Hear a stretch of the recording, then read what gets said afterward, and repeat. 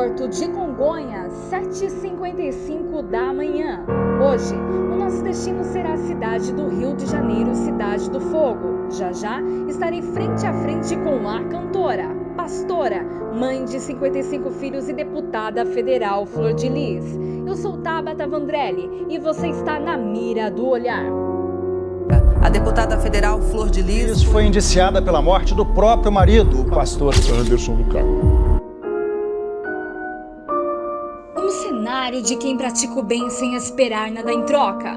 Um altar, um ministério, uma chamada, uma carreira, um mandato, um assassinato e uma data. 16 de junho de 2019. Exclusivo. Já estou no Rio de Janeiro para saber mais sobre essas informações e apurar este caso. Vem comigo.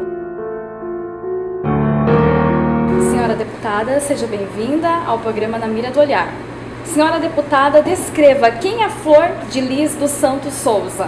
Uma pessoa simples, criada na favela do Jacarezinho, que decidiu lutar em favor e a favor de muitos que moravam na favela. É uma pessoa que ama demais gente, gosta demais de pessoas, de ajudar pessoas, de ser útil, de me sentir útil para as pessoas. Gosto muito de cantar, de muita fé.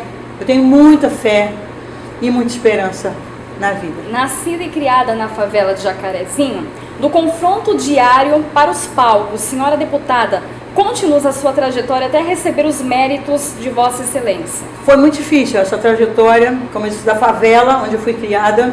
Lá na favela eu comecei meu trabalho missionário, saindo de madrugada, fazendo o que os evangélicos chamam de evangelismo da madrugada, é dizer para os jovens, adolescentes, crianças que estão se envolvendo nas drogas, que existe um caminho para a realização dos sonhos, sem ser as drogas. Então eu ia na hora do baile, do pancadão da favela, onde eu pegava muito mais números de meninos e meninas e cantava na igreja. Eu fui criada na igreja evangélica pelos meus pais e eu sempre gostei muito de cantar, de adorar a Deus, mas não esperava chegar ao patamar que eu cheguei, né? E aí, depois de muitas coisas difíceis, eu passei por muitos episódios difíceis. Eu recebi na minha casa, e eu digo que Deus mandou para minha casa 37 crianças de uma vez só, lá na favela do Jacarezinho. Houve uma morte de crianças na Central do Brasil, e essas crianças foram recolhidas e foram levadas para minha casa por alguém que já sabia o meu endereço. E quando eu as recebi, eu olhei e disse, foi Deus quem mandou. Diante de tantas coisas, de tantas pessoas que eles conheciam, por que diretamente na minha casa? Então eu decidi ficar com todas as crianças.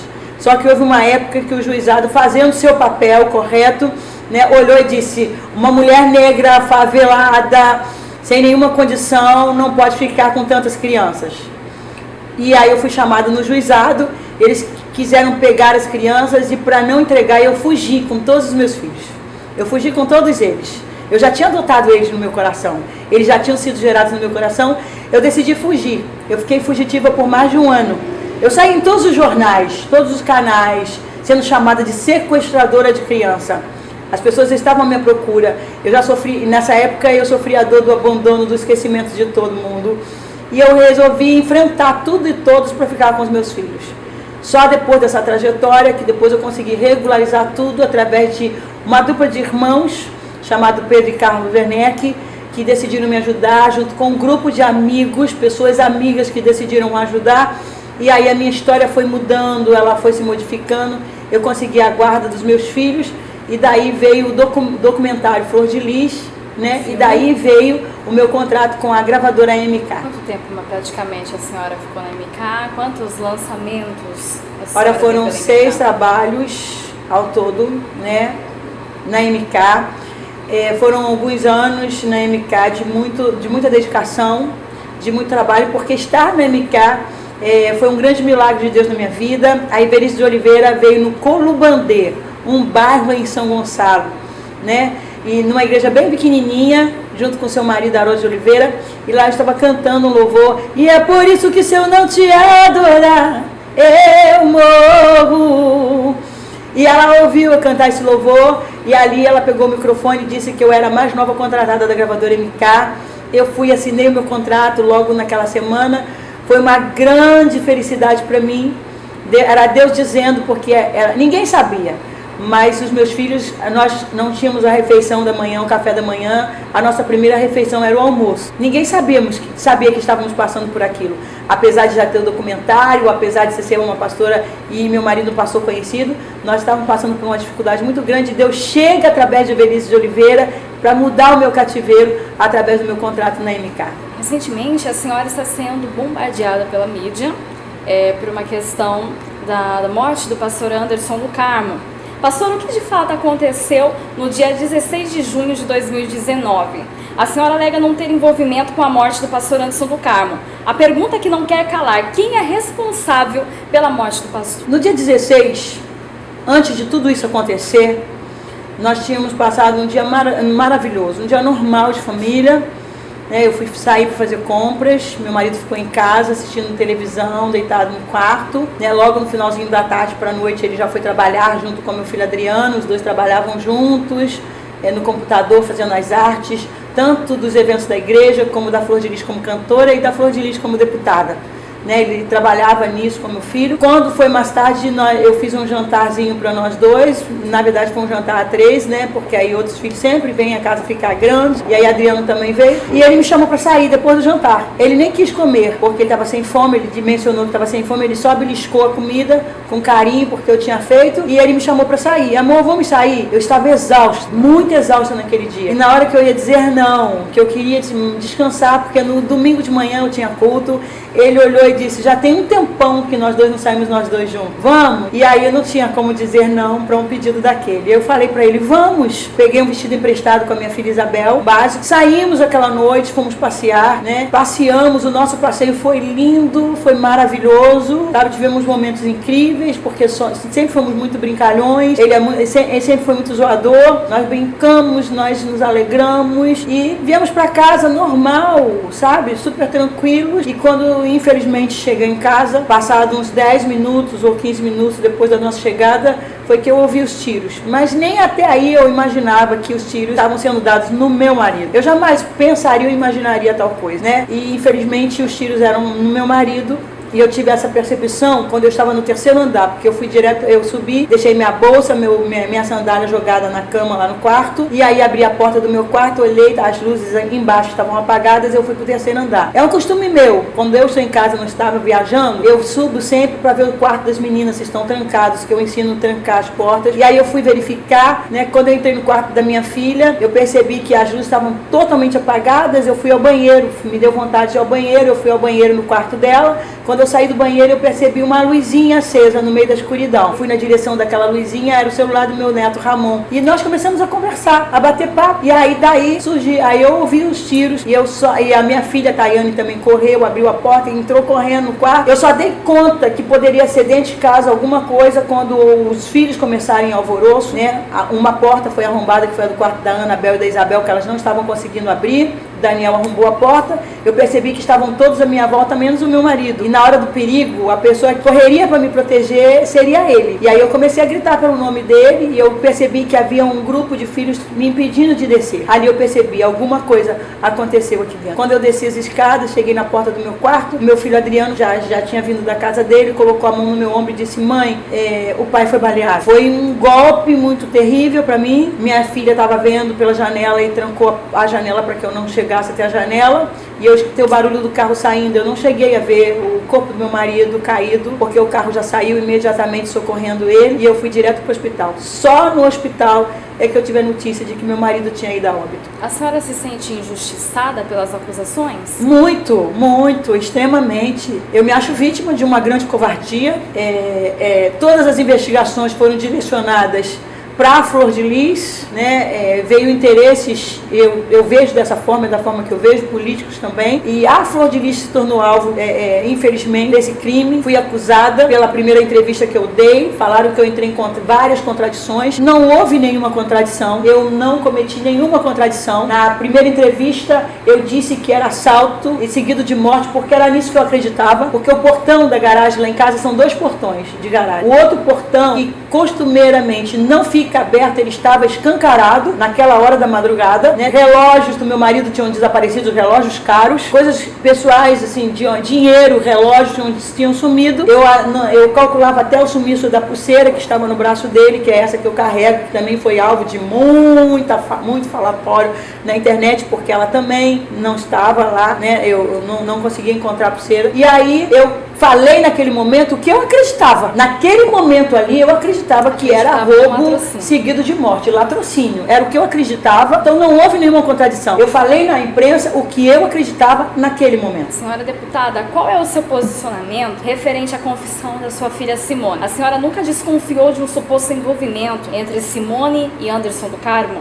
A senhora nunca desconfiou de um suposto abuso sexual? Infelizmente não. Infelizmente, uma coisa que eu não esperava. Eu não imaginava, nem naquele momento. Eu queria muito que as investigações chegassem aos culpados, por eu estar sendo alvo. Eu via que a minha vida estava desabando. Eu não tive tempo de chorar o luto do meu marido pelas acusações que eu estava passando. Eu estava sendo acusada de um assassinato de uma pessoa que eu amava demais, que era meu companheiro, meu amigo, meu articulador, era tudo, era a minha base da minha carreira. O talento era meu, o chamado de Deus era meu, mas o articulador, a base era o meu marido, que me ajudava a construir tudo isso, essa base para que eu desse certo como cantora, como pastora, como deputada. E eu me sentia desesperadamente, covardemente atacada o tempo todo, ameaçada de morte pelas redes sociais, ridicularizada, né, por muita gente, apontada como assassina, como mandante de um crime. E eu orava muito, era a minha oração, era constante. Eu pedia ao grupo de oração de apoio, porque eu tenho apoiadores em todo o Brasil, todo o país. Eu tenho pessoas que estão orando por mim. E eu pedia muito que eles fizessem apenas uma oração, que Deus trouxesse à tona o oculto e o escondido, que a verdade aparecesse. Eu só queria a verdade. Eu cheguei a pedir ajuda para investigadores de fora do país. Eu pedi ajuda para vários investigadores, inclusive a produtora das Kardashians,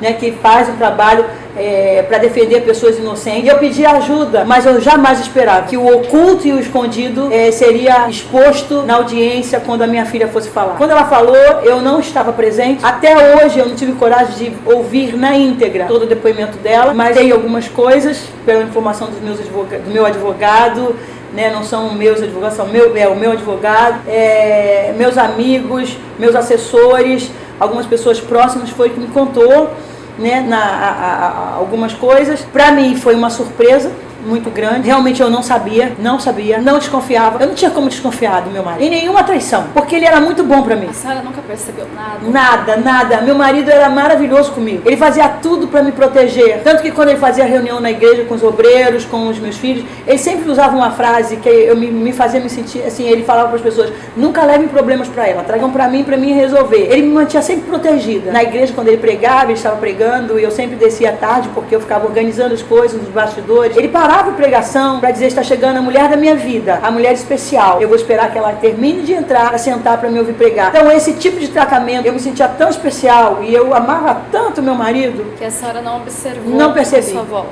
Não vi.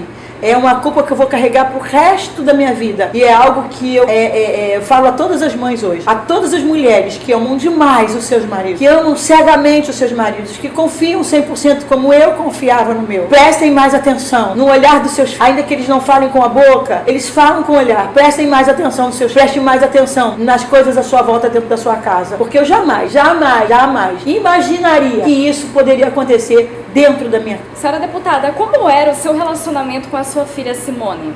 O melhor possível. Nós éramos amigas. Eu era amiga das minhas filhas. Nós nos dávamos bem. Ela que fazia as compras da semana da casa, junto com sempre tem as outras filhas ajudando. Enfim, era um relacionamento de filha, de mãe, de filha. Esse era o nosso relacionamento. A senhora acredita ou descarta a possibilidade de uma suposta vingança da sua filha Simone? Acredita na hipótese de um relacionamento camuflado, ressaltando que as mensagens enviadas em seu aparelho celular foram realizadas por suas filhas? Seria uma tentativa prejudicial para incriminá-la? Olha, o meu celular, ele nunca ficou direto, até pela questão do meu trabalho. Cantora, como deputada, né? Como cantora, eu sempre trabalhei muito e meus celulares ficavam sempre na mão de terceiros mesmo, porque principalmente quando eu viajava, né? E quando eu estava em casa, eu ficava muito presa aos afazeres da casa. Eu gosto, é algo que eu gosto, e eu gosto de lavar roupa, eu ia pra lavanderia lavar roupa, eu gosto de dar faxina no meu quarto, de arrumar as coisas, e aí meu celular fica solto, e os filhos pegavam porque a internet era melhor, e eles usavam muito meu celular, mas eu nunca, qual é a mãe que vai imaginar que um filho vai pegar o celular para fazer uma trama? Qual é a mãe que vai imaginar uma coisa dessa, né? A primeira trama foi colocada pela minha filha Marzi, e isso foi do conhecimento do meu marido. Meu marido ficou sabendo por mim, até fui eu quem falei para ele, né, da trama que foi vista no celular, mostrada pelo Lucas. Foi o meu filho Lucas quem me mostrou. Enfim, me assustou muito terem usado o meu celular para fazer essas coisas.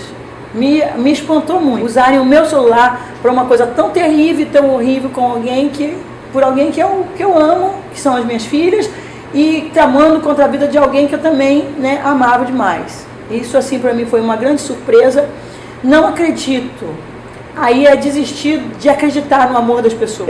Eu sou uma pessoa que eu acredito muito no ser humano, eu acredito em gente, eu acredito no amor. O amor, ele é a base para mim de muita coisa. Eu não acredito que elas tenham feito isso por vingança a mim por alguma coisa ou para me incriminar. Eu acredito que elas foram inconsequentes e irresponsáveis. Acredita na inocência de alguns de seus filhos? Com certeza. Isso eu falo com toda a força do mundo. Com certeza eu acredito na inocência de alguns dos meus filhos. 30 perfurações, 9 nas regiões genitálias. Mensagem subliminar, um abuso, traição. Qual é a sua visão referente aos inúmeros disparos? Olha,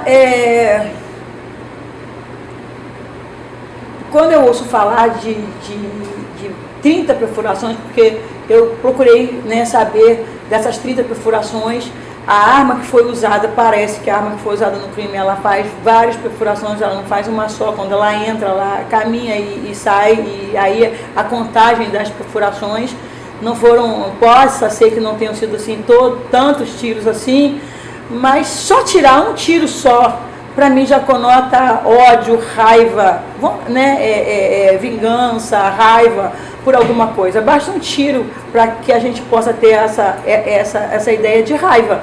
Alguém que dá um tiro em alguém é porque está com muita raiva, muita revolta de alguém. Ressalte para mim, por favor, o que o pastor Anderson do Carmo representava para Flor de Lis, como cantora, pastora, deputada, mãe e amiga. Primeiro eu vou falar da mulher, tá? Da mulher, eu posso dizer assim, eu me sentia a mulher mais especial do mundo, me sentia muito amada por ele, pelo cuidado que ele tinha comigo como pessoa. Ele cuidava de mim de verdade, nós nos cuidávamos, nós brincávamos, nós viajávamos juntos. Eu nunca viajei sozinha, ele sempre teve esse cuidado, nós viajávamos juntos. E teve até um episódio muito lindo dele, vários, se eu for contar todos os episódios lindos, de gestos lindos, ele tinha o costume de dizer todos os dias que me amava, né? Todos os dias, e às vezes ele já tinha dito, e no dia, né, que nós saímos, ele até falou isso.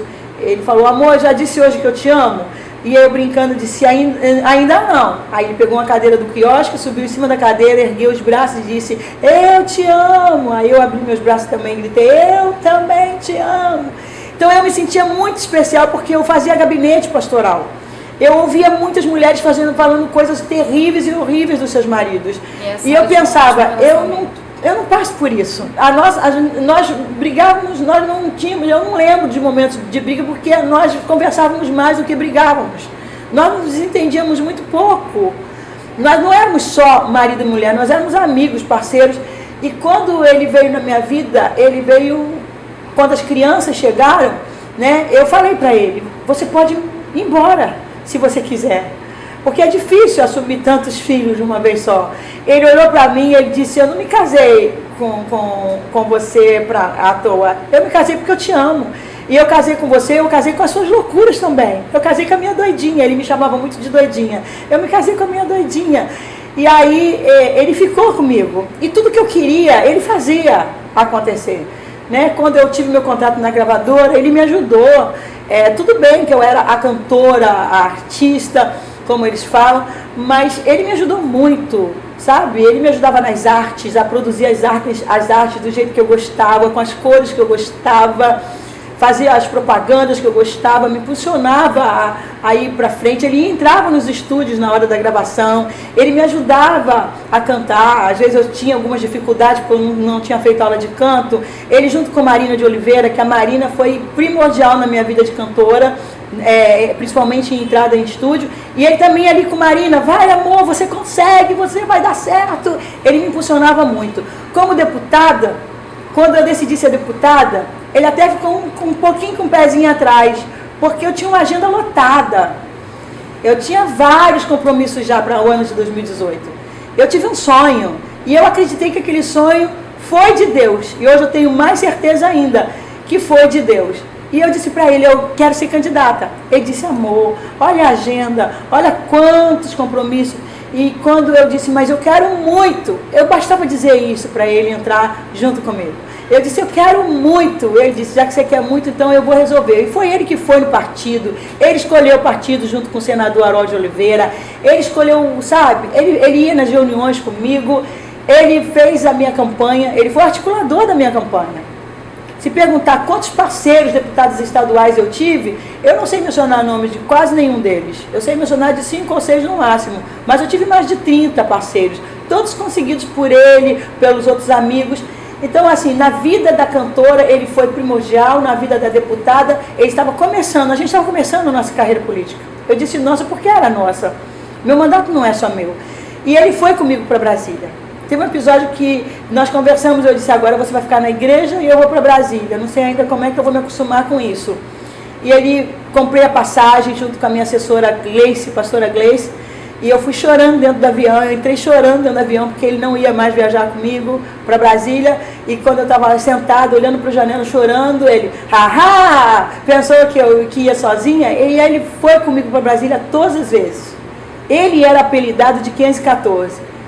Eu estava aprendendo a ser deputado federal, porque a gente entra sem saber. A gente quer fazer um monte de coisas, mas a gente precisa de conhecimento.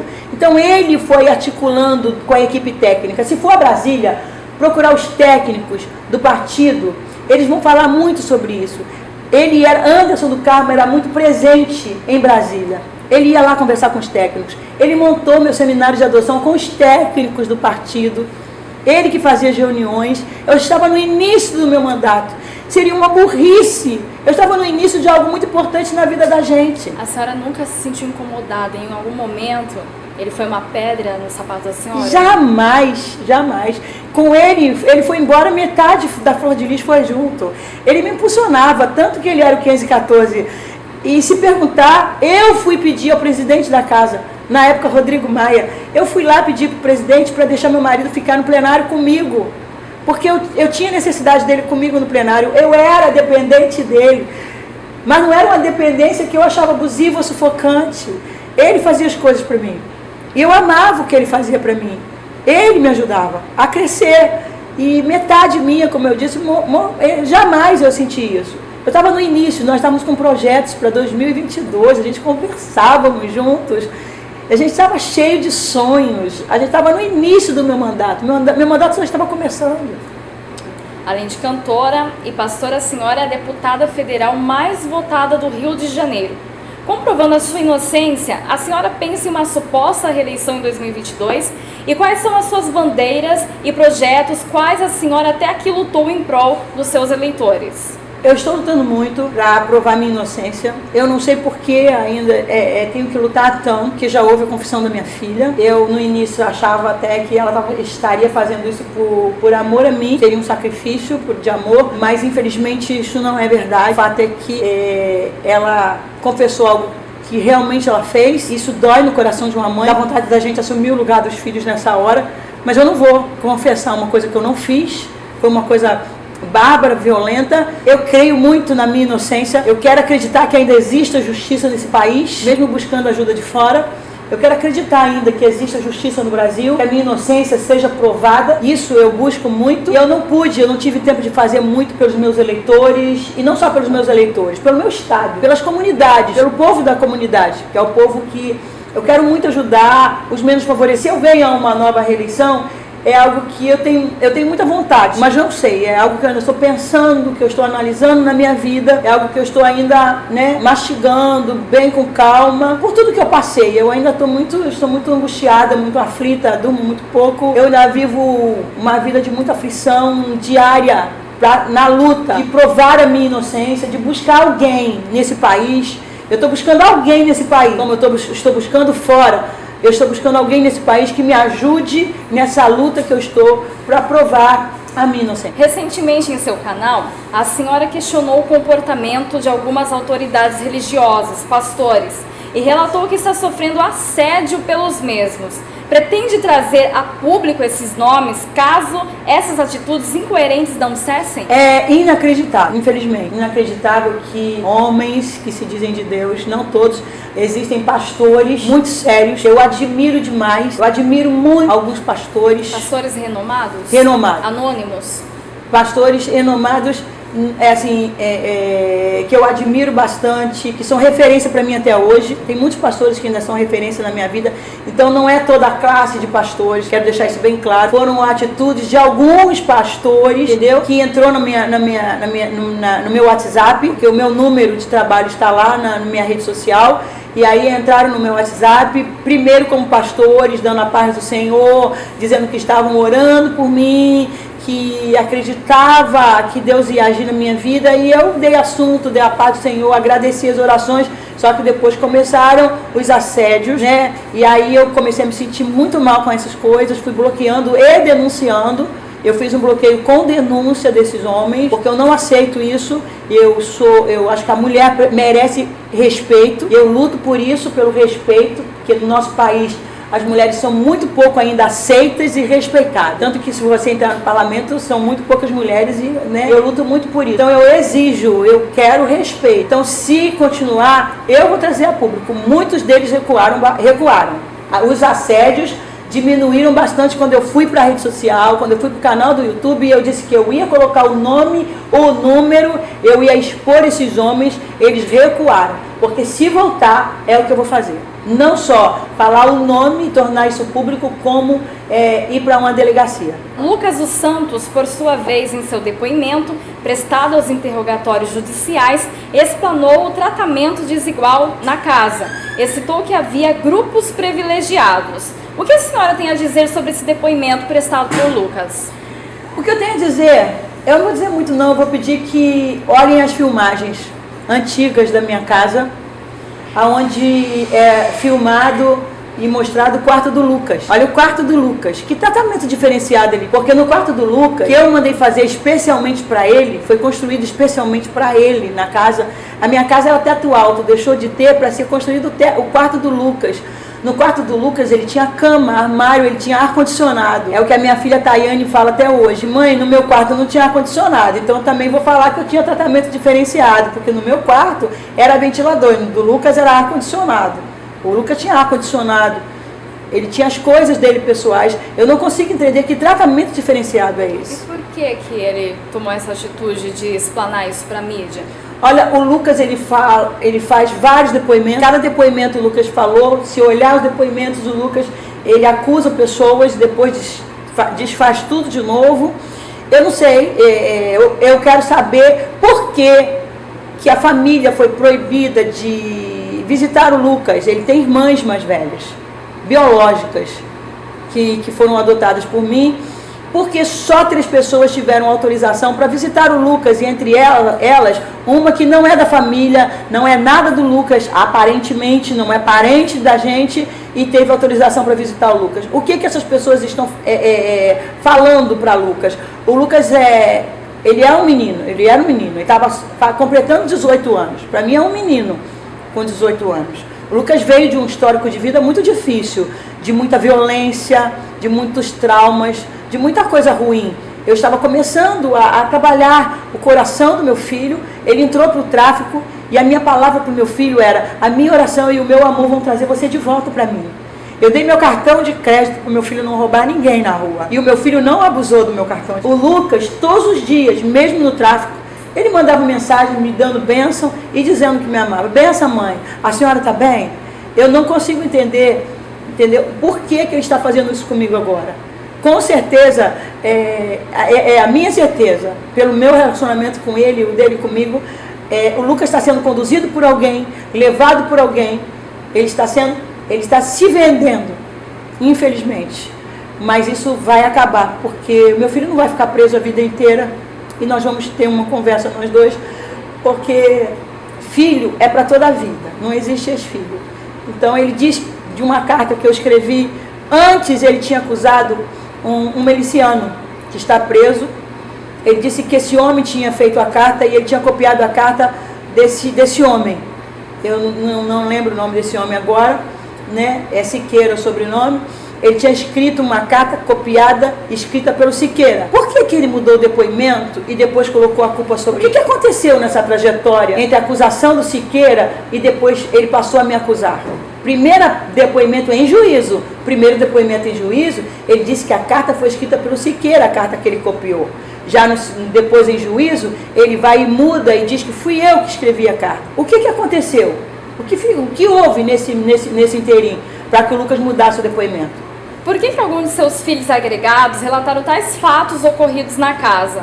Por quais motivos? Seria financeiro? Hoje eu tenho certeza que sim, convicção. Antes não, antes eu queria entender o porquê. Às vezes como mãe a gente comete erro. Mães não acertam 100%. As mães também erram. Uma fala na hora de um aborrecimento. Mães não são perfeitas. E eu ficava procurando o porquê. O que eu fiz para que eles agissem daquela forma, mentindo contra mim. Falando mentiras ao meu respeito. Eu não conseguia entender. Mas Deus é tão bom, Deus é tão perfeito, que mesmo um dos meus filhos tirando tudo da igreja, tirou computador, tirou documentos da igreja, no dia do velório do meu marido, ele agiu com uma frieza muito grande, ele tirou tudo e dava conotação dele na igreja, dados financeiros, muita coisa foi tirada. Isso não foi investigado. Isso me espanta, amor, porque muita gente viu, só que ninguém quer se expor, ninguém quer colocar o rosto para falar que viu ele tirando essas coisas de dentro da igreja. Só que ele esqueceu de um lugar onde ele não mexeu. Quando eu fui mexer naquele lugar, eu achei um monte de documentos, e entre os documentos, bem no meio dos documentos, eu encontrei um papel, detalhamento financeiro assinado por ele, inclusive.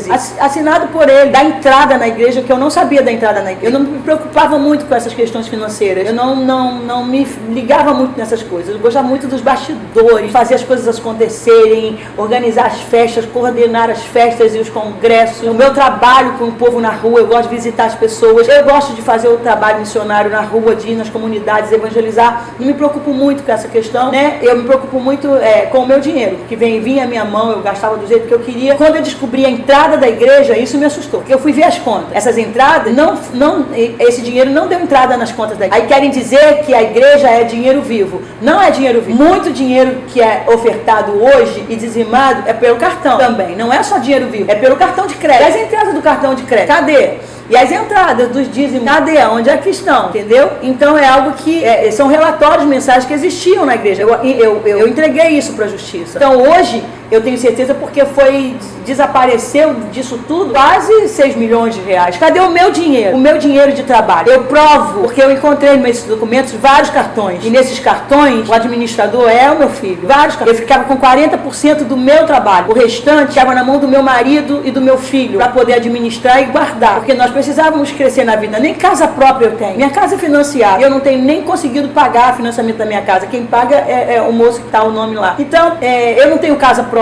Tinha certeza que meu marido estava guardando dinheiro, sim, juntando dinheiro, sim, porque era dinheiro do nosso trabalho e eu confiava isso nele. E cadê esse dinheiro? Meu filho ficou com os cartões de crédito. Por que isso não foi investigado? Eu sei o quanto que eu trabalhei. Seriam duas pessoas que administravam a igreja. O pastor Anderson do Carmo e o seu filho Misael. Isso. O Conselho de Ética da Câmara de Deputados abriu um inquérito para o afastamento das suas atividades parlamentares. Em sua concepção, trata de medidas injustas com a senhora? Com certeza, eu não tenho dúvida alguma sobre isso. Eu não cometi nenhum decoro parlamentar e eu não fui julgada ainda. Eu não fui julgada, eu não passei por julgamento ainda para entrar na comissão de ética. Eu não cometi, eu vou repetir, nenhum decoro parlamentar. E cronologicamente, eu não era a primeira da fila. Por que a ordem cronológica não foi respeitada? Pela pressão da mídia, eu acredito que a ordem cronológica ela deveria ter sido respeitada. É uma grande justiça, sim, mas eu acredito muito no parlamento, eu acredito nos membros da comissão de ética. Eu acredito que as coisas serão cada dia mais esclarecidas e eu acredito que não serei cassada, até porque é injusto a minha cassação. A senhora acredita nessa anulação? Acredito, eu trabalhei muito para me tornar deputada federal. Eu não caí de paraquedas no parlamento. Eu trabalhei demais. Eu fui a 5ª mais votada do meu país e a única mulher do meu partido. Eu acredito muito na justiça e eu acredito muito que na comissão de ética essa justiça será feita sim. Apesar de muita gente dizer que a corrupção no Brasil é muito grande, em todos os lugares existe, eu acredito que a Constituição será respeitada, porque é anticonstitucional eu estar na comissão de ética. O crime não foi julgado. Eu vou repetir, eu não cometi nenhum decoro parlamentar. Recentemente, em um dos vínculos de comunicação e informação, uma pastora veio a público e explanou um suposto envolvimento da senhora com um de seus funcionários e alegou que ele seria casado. Trata-se de mais uma fake news. Qual é o seu posicionamento, já que se trata de uma difamação? Na tentativa de me acusar e de fazer com que a população fosse guiada pela mídia, não conseguiram provar nada, vou repetir, não conseguiram provar nada que provasse a minha culpa na morte do meu marido. E o que fizeram? Fizeram então uma desconstrução da minha imagem, fizeram vários tipos de outras acusações, casa de swing, falaram que eu era careca porque eu usava lasers, perucas, porque eu era careca, e eu provei que não sou, mas eu uso laser porque eu gosto. Magia negra. Né? Eu gosto. Há 6 meses atrás, alguns meses atrás, eu estava usando meu próprio cabelo, agora eu tenho que provar. Isso está sendo muito cansativo para mim, tendo que provar a vida toda. E o que é que tem em casa de swing há não sei quantos anos atrás com um assassinato? Um assassinato é uma coisa muito séria. Eu acho que eles deveriam estar focados no crime, nos verdadeiros culpados, ao invés de estar fuçando o passado, mentirosos, e com mentiras, e com calúnias, e com difamação, que eu era uma seita, que eu fui chamada de feiticeira, fui chamada de tanta coisa. E quando eles viram que isso já estava cansando o povo, porque uma hora cansa, porque é só falácia, cadê as provas? Tem que falar e tem que provar. Cadê as provas disso tudo? Até agora não houve provas. Para você ter consciência, e o público também, as pessoas que estão assistindo agora, tanta coisa errada nesse processo, que tem anexado ao processo depoimentos de anônimos. Eu nunca vi depoimentos de anônimos sendo levados a sério num processo criminal. Um crime é uma vida que foi tirada, é uma coisa muito séria. Para ter depoimento de internet, de anônimos, eu acho isso uma coisa gravíssima que está acontecendo. Aí, por fim, agora, sem ter mais nada para falar da Flor de Lis, porque a Flor de Lis vende, a Flor de Lis rende mídia, ela dá inscrições para quem não tem, ela dá seguidores para quem não tem, entendeu? Então, graças a Deus, ao meu trabalho, ao trabalho do meu marido, Deus tornou isso muito forte na minha vida. O meu nome é muito forte. Então, os meus amigos, as pessoas que me apoiam, sabem disso. Então, pegaram um funcionário meu e a ex-esposa dele foi para a mídia, para um programa do YouTube, que eu não vou falar o nome, que eu não vou dar ibope para ninguém, e colocou lá que eu era amante do marido dela. Isso nunca aconteceu. Até porque quando ele começou a trabalhar para mim, como meu segurança, quando ele começou a trabalhar como meu assessor, eles já estavam separados. Então eu não tinha problema nenhum de assumir isso. Nenhum. Até porque eu não estava, eu não tinha nenhum problema. Só que eu não estava com ninguém. Eu não me envolvi com ele. Eu não tive relacionamento com ele. Não houve esse envolvimento. É mais uma mentira, é mais um fake, é algo que eu estou levando para a justiça.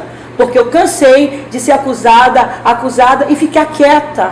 A Flor de Lis, que ficava quieta, em silêncio, cansei. Eu estou cansada, porque tenho meus filhos pequenos. Meus filhos sofrem bullying na rua, na escola, nos shoppings, aonde eles vão. Eles esqueceram dos meus filhos. E ele, além do assessor, o filho dela também trabalha para mim. O filho dela também trabalha. E eu não tive nenhum caso com esse assessor. Não tem nenhum caso com esse assessor. Isso é uma mentira. Isso é uma falácia. Só que isso vai ter que ser provado. A senhora vai recorrer a esse caso? Vou. Letra volta por cima. Abre aspas.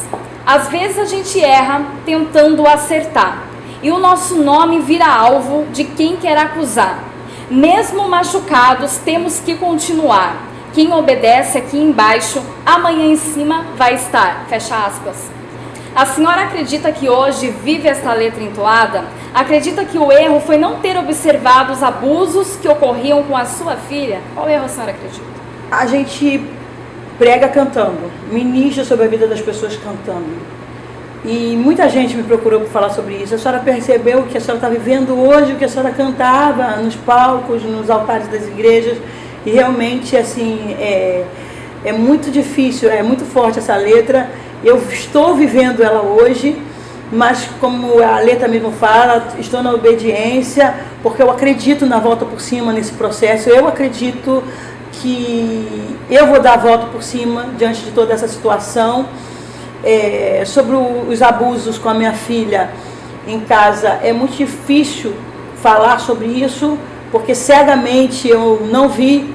Eu já falei aqui, é uma culpa que eu vou carregar para o resto da minha vida, mas não foi só com a minha filha, esses abusos dentro da minha casa, infelizmente não foi só com a minha filha. Qual louvor descreveria a Flor de Lis hoje?